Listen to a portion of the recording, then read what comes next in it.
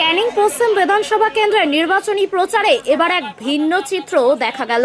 ট্রেনের কামরাকেই মঞ্চ করে ভোট প্রচারে নামলেন বিজেপি প্রার্থী প্রশান্ত বায়েন। কয়েকদিন আগেই শিয়ালদা ক্যানিং লোকাল ট্রেনে প্রচার চালিয়ে চর্চায় এসেছিলেন তৃণমূল কংগ্রেস প্রার্থী পরেশ রাম।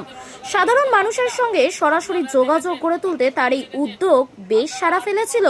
এবার সেই পথেই হাঁটলেন বিজেপি প্রার্থী। সকাল থেকেই ক্যানিং শিয়ালদা লোকাল ট্রেনে চেপে একাধিক স্টেশন ঘুরে প্রচার চালাতে দেখা যায় প্রশান্ত বায়েনকে। যাত্রীদের সঙ্গে সরাসরি কথা বলা, তাদের সমস্যা শোনা, এমনকি হাসি ঠাট্টায় মেতে ওঠার মধ্য দিয়েও প্রচারকে তুলে ধরলেন একেবারে জনসংযোগের সহজ মাধ্যম হিসাবে।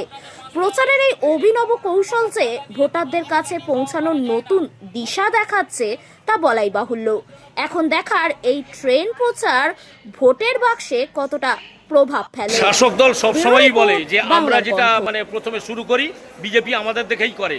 ঠিক বিগত কয়েকদিন আগে ক্যানিং পশ্চিমের তৃণমূল প্রার্থী পরেশ রাম দাস ট্রেনে প্রচার করেছিলেন।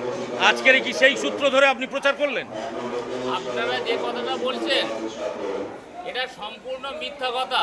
তার কারণ মমতা বন্দ্যোপাধ্যায় যেদিন 2011-তে ক্ষমতায় এসেছিলেন তিনি বলেছিলেন সততার প্রতীক, তিনি বলেছিলেন ডক্টর মমতা বন্দ্যোপাধ্যায়। আজকে সততা হারিয়ে গেছে, ডক্টর হারিয়ে গেছে, আজকে বাংলার অগ্নিকন্যা নেই। এখন বাংলার কাছে একটা গলার কাঁটা হয়ে দাঁড়িয়েছেন। অতএব যারা বলছে আমরা শুরু করি তারপরে বিজেপি শুরু করে, এই ধারণাটা ভুল। কারণ আমরা বিজেপি, আমরা স্বতন্ত্র চিন্তাভাবনা নিয়ে চলি, আমরা মানুষের সাথে চলি, আমরা মানুষের জীবন জীবিকার কথা বলি। আমরা কখনো ওই মিথ্যাচার করি না। আমরা 1,500 টাকার ভাতা দিয়ে মানুষের মিথ্যাচার করার জায়গা থাকি না।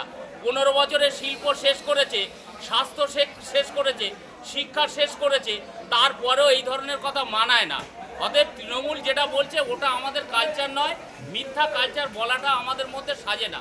অতএব আপনারা যেটা বলছেন ঠিক আছে, কিন্তু ভারতীয় জনতা পার্টি মানুষের সাথে আছে, থাকবে।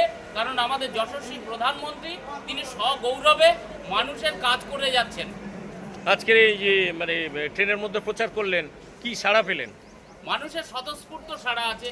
মানুষ চাইছে পরিবর্তন হোক, মানুষ চাইছে কর্মসংস্থান তারা ফিরে পাক, মানুষ চাইছে তার মেয়ের রাতের অন্ধকারে যাতে বেরোতে পারে তার জন্য সে সুরক্ষিত করতে চায়, নারী তার সম্মান ফিরে পেতে চায়।